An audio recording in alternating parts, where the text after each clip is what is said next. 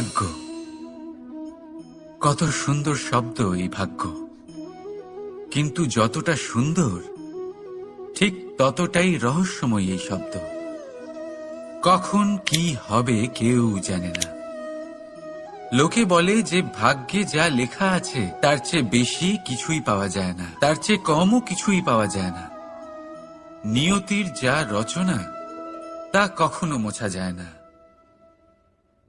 কিন্তু কেউ এইটা বোঝে না যে নিয়তি আপনার কর্মের দ্বারা বদলায়। যদি আপনি শুভ চিন্তা করেন, শুভ কর্ম করেন, তাহলে নিয়তি আপনার সাথে খারাপ কিছু হতেই দেবে না। কখনো আকাশে পাখিদের দেখুন, তারা কখনো ভাগ্যের উপর নির্ভরশীল হয় না। যতই ঝড় আসুক, যতই তীব্র হাওয়া দিক, ঘুরতে থাকে, একটা জিনিস জড়ো করে নিজের সৌভাগ্য, নিজের বাসা নিজেই তৈরি করে। নিজের সন্তানের জন্ম দেয়, তাকে লালন পালন করে, নিজেই তাকে উড়তে শেখায়, কখনোই ভাগ্যের উপরে নির্ভরশীল হয় না সে।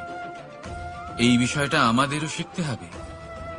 তাই মনে রাখবেন, আপনার ভাগ্য নিয়তির লিখন নয়। আপনার ভাগ্য তাই যেটা আপনি দিনের পর দিন আপনি নিজেই লেখেন। কিছু নিজে পরিশ্রম করে, কিছু নিজের ভাবনার জোরে। রাধা রাধা। মানুষের স্বভাব হলো যে সে সবসময় নিজে বলতে চায়, কারুর কথা শুনতে চায় না।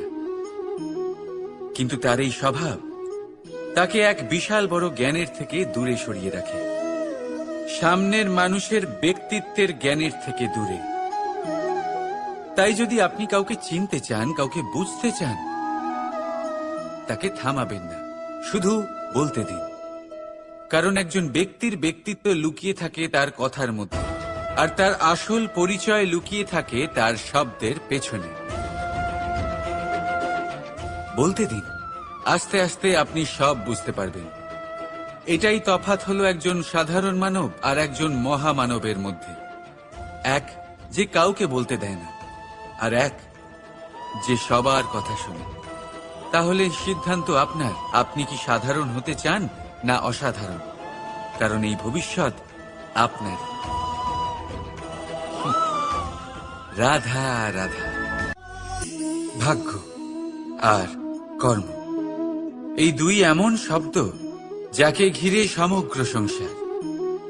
কেউ বলে আমার ভাগ্যে এটা ছিল না, যা পেলে আমার জীবন অন্যরকম হতো। কেউ বলে আমার গত জন্মের কর্ম নিশ্চয়ই এমন ছিল, যে কারণে এই জন্মে এরকম ভাগ্য পেয়েছি আমি। এই সব বাদ দিন আর একবার শান্ত চিত্তে ভাবুন। আপনি বুঝতে পারবেন যে ভাগ্য আর কর্ম এই দুই এই জন্মের। তফাৎ শুধুমাত্র এটাই যে যদি ভাগ্যের কথা বলা হয়, তাহলে আপনি এই ভাগ্যের থেকে যত বেশি আশা করবেন তত বেশি নিরাশ হবেন আপনি। কারণ এই আশা আপনাকে কর্ম করা থেকে আটকায়।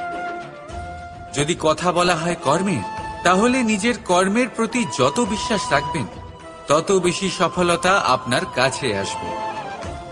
তাই একটা কথা মনে রাখবেন, ভাগ্য আপনার কর্ম নির্ধারণ করে না, কিন্তু আপনার কর্ম আপনার ভাগ্যকে অবশ্যই নির্ধারণ করে।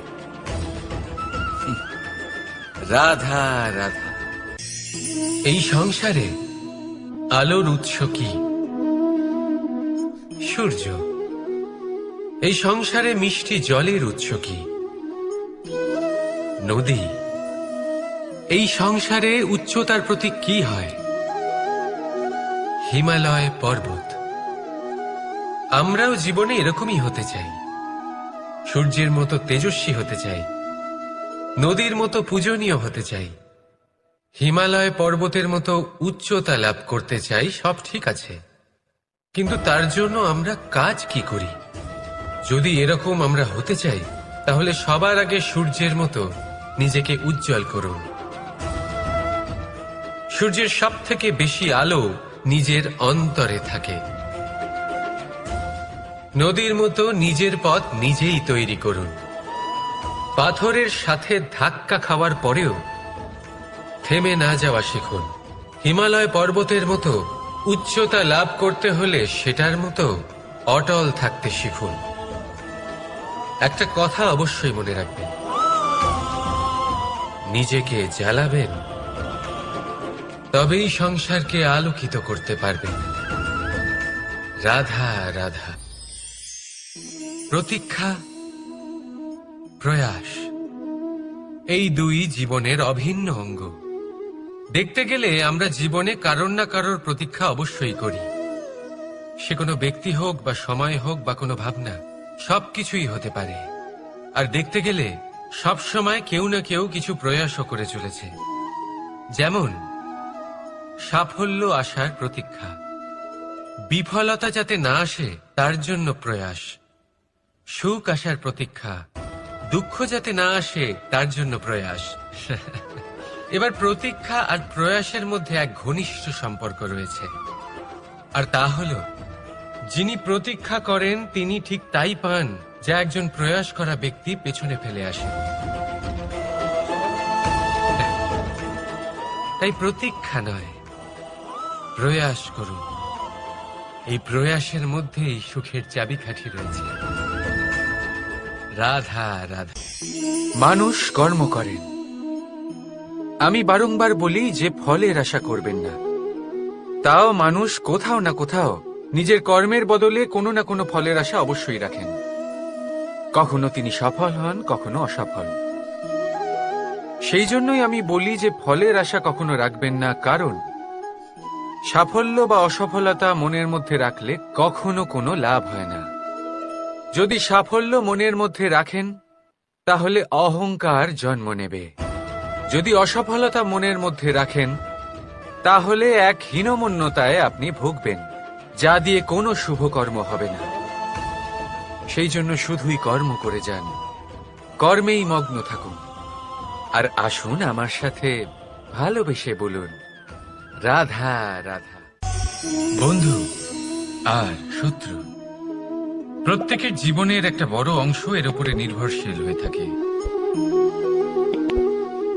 আপনার জীবনে সফলতা আর অসফলতাও এর উপরে নির্ভরশীল।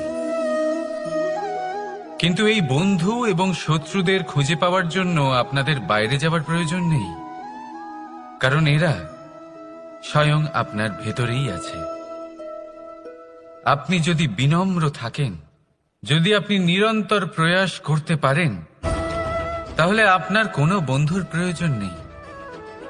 যদি আপনার মধ্যে অহংকার থাকে, যদি প্রতি কথায় আপনার মধ্যে ক্রোধ উৎপন্ন হয়, তাহলে আপনার শত্রুর কোনো প্রয়োজনই নেই।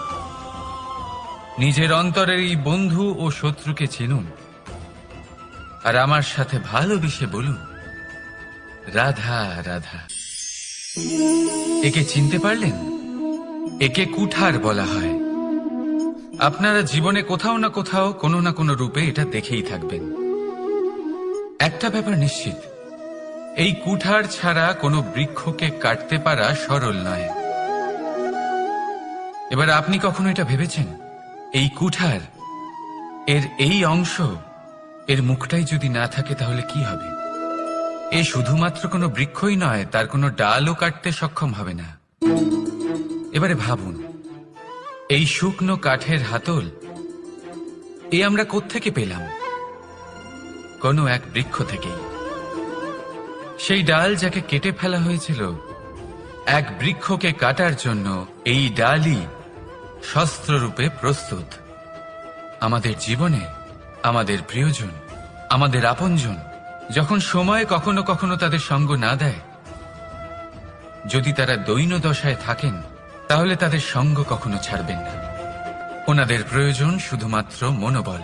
তা তাদের দিন, তাদের সাহায্য করা আপনার কর্তব্য।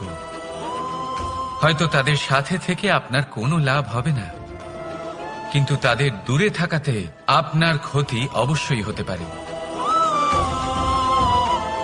সর্বদা সাহায্য করুন, সঠিক সময় আসলে তা আপনার সহায়ক অবশ্যই হবে। রাধা রাধা।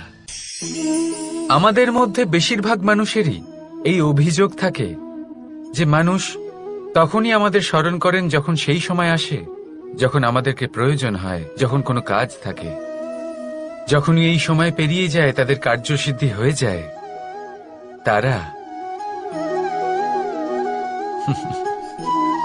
আমাদের থেকে দূরে চলে যান, ভুলে যান আমাদের।